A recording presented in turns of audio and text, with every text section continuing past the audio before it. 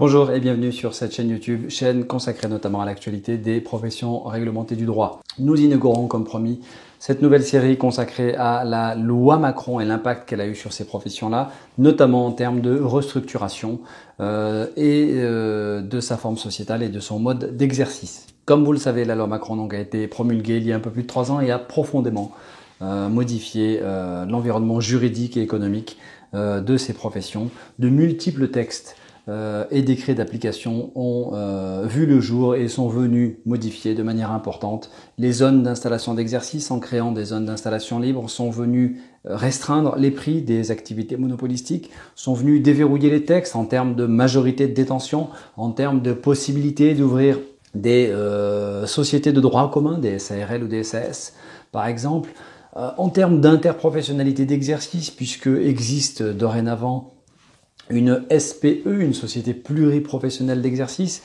d'ouvrir les possibilités d'être une structure multi-office, notamment pour les huissiers de justice, et d'être notamment en capacité de couvrir plusieurs compétences territoriales avec une seule et même société.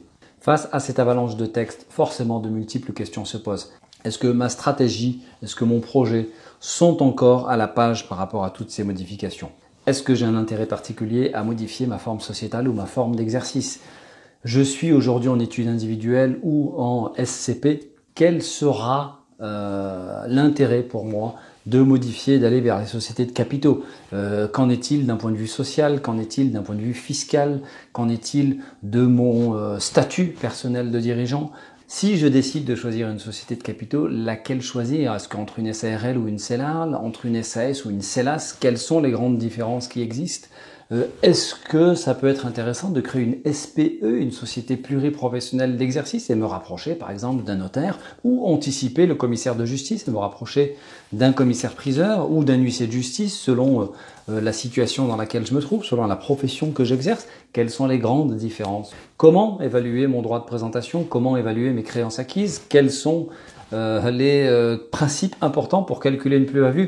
Quelles sont les différentes étapes qui permettent de passer de la vision, de la stratégie que l'on peut avoir de son métier jusqu'à la concrétisation et le montage d'un dossier pour pouvoir s'adapter, se mettre à la page? Vous l'avez compris, une série innombrable de questions se posent. L'objectif de cette série sur toutes ces thématiques-là est de reposer quelques grands principes. Nous n'aurons évidemment pas le temps de rentrer dans le détail et de répondre de manière exhaustive à toutes ces questions. C'est pourquoi il m'a semblé utile de faire cette deuxième série consacrée aux restructurations. Ça sera évidemment forcément utile pour l'ensemble de ceux qui se posent encore ces questions-là et qui pensent à se restructurer dans un avenir plus ou moins proche, mais également pour mieux comprendre ce qu'il se passe autour de vous, toutes ces restructurations qui ont lieu et que vous constatez soit autour de vous, soit au journal officiel, quels sont leurs objectifs et vers quoi elles tendent. Cette série permettra évidemment de s'assurer d'avoir un certain nombre de prérequis en tête, puisque vous savez bien que ce qui peut déterminer un projet de restructuration est globalement appréhendé par tout un ensemble de facettes. Il n'y a pas qu'une seule thématique à aborder, qu'elle soit juridique, économique ou plus généralement stratégique, mais il s'agit d'analyser un projet de restructuration sur toutes ses facettes pour éviter évidemment un certain nombre de désagréments, soit durant le montage de son dossier qui peuvent être fâcheux, voire anxiogènes, ou soit mettre en péril la phase de restructuration ou de constitution une fois que celle-ci sera faite, si jamais on se rend compte qu'il y a eu tel ou tel oubli.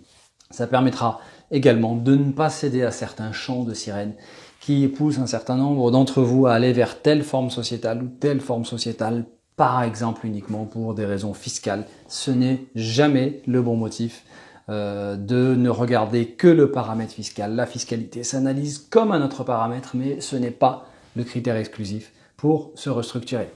Un mot de présentation, Laïache Lambrani, expert comptable. Je suis spécialisé notamment dans l'accompagnement juridique, comptable, fiscal pour les professions réglementées du droit. Au-delà de mon cursus d'expert comptable, j'ai suivi un cursus complet en droit des affaires qui me permet d'être à l'aise avec la matière juridique.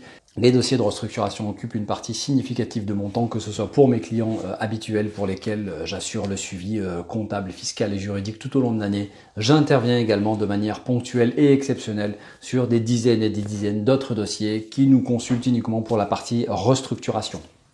Restructuration qui commence d'abord et avant tout évidemment par un projet, par une stratégie. Donc nous en discutons ensemble. J'essaye d'abord et avant tout de comprendre quels sont les objectifs qui amènent les gens à se restructurer et quelles seront les modalités opérationnelles demain de terrain une fois qu'ils seront structurés, qu'est-ce qu'ils recherchent et qu'ils n'ont pas aujourd'hui. Une fois que j'ai bien compris ça, le projet et les objectifs, nous essayons de voir quelle est la meilleure organisation juridique pour permettre de remplir tous ces objectifs. Voilà globalement ce que je voulais vous dire sur les différents objectifs de cette série vidéo. Nous reviendrons sur les différences de telle ou telle forme sociétale, nous reviendrons sur les différentes stratégies possibles, nous regarderons également quelles sont les étapes pour passer de la vision au dépôt du dossier chancellerie. Voilà, n'hésitez pas si vous avez des demandes particulières à m'en faire part, soit sous commentaire, soit en message privé. Voilà, je vous laisse. À très bientôt pour le premier épisode. Au revoir.